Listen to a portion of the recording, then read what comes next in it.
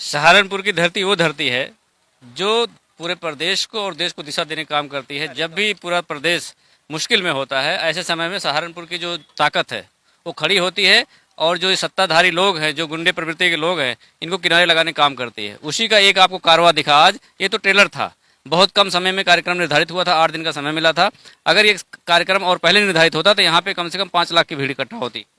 धर्मेंद्र जी, बड़ा अजीब सेंटेंस आपने कहा है कि गुंडों को और जो ये आपराधिक प्रवृत्ति के लोग होते हैं, इन्हें ठिकाने लगाने का कार्य करती है। लोग तो कह रहे हैं, जब हम लोगों से बात करते हैं, कि सपा सरकार में गुंडागर्दी थी और योगी आदित्यनाथ ने ठिकाने लगाया।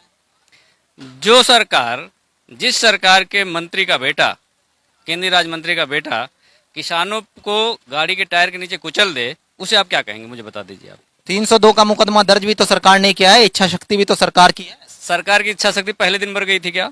जब विपक्ष ने, पूरे देश ने इस पे मांग रखी, सरकार को पता चला कि ये मुद्दा किसानों का मुद्दा है, जो हमारे किसान पूरे देश को अन्न देते हैं उनका मुद्दा है, अगर इस पे कार्रवाई नहीं करेंगे तो ये गृह युद्ध जैसी स्थिति हो जाती है। इसलिए बैकफुट पर आकर लास्ट मोमेंट तक बचाते रहे। कभी बोले हमारी गाड़ी नहीं है, कभी बोले हमारा बेटा नहीं है। फिर बताइए FIR कैसे हो गई?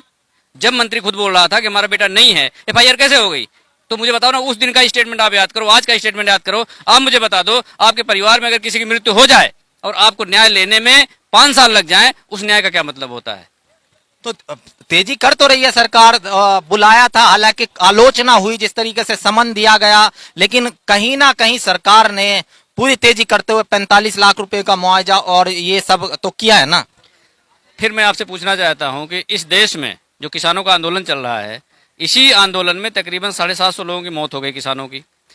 देश के प्रधानमंत्री ने कभी एक ट्वीट नहीं किया। जो किसी एक्ट्रेस की उंगली टूटने पर ट्वीट कर देते हैं, वो किसानों की मौत पर ट्वीट नहीं किए, तो आप इनकी संवेदना को समझ सकते हैं। तो ये सरकार खाली संवेदनहीनता पर उतारू है, बाकी इसको कुछ नहीं करना है। इसके अलावा लोगों को गुमराह करना है, लोगों को बेवकूफ बनाना, इसके अलावा इसको कोई काम नहीं है। सपा जहां राजनीतिक फायदा दिखता है धर्मेंद्र जी, वहां तो बड़ा उछल कूद करती है।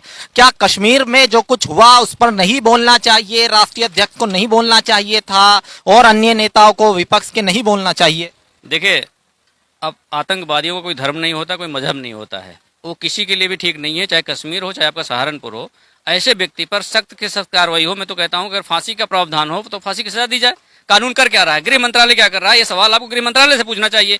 क्या गृह मंत्रालय इंतजार करता है कि देश की जनता अपने न्याय के लिए एक आहुति और दे, उसके बाद हम न्याय देंगे? इसका इंतजार कर रहे हैं हमारे गृह मंत्री जी। उनको नहीं पता है।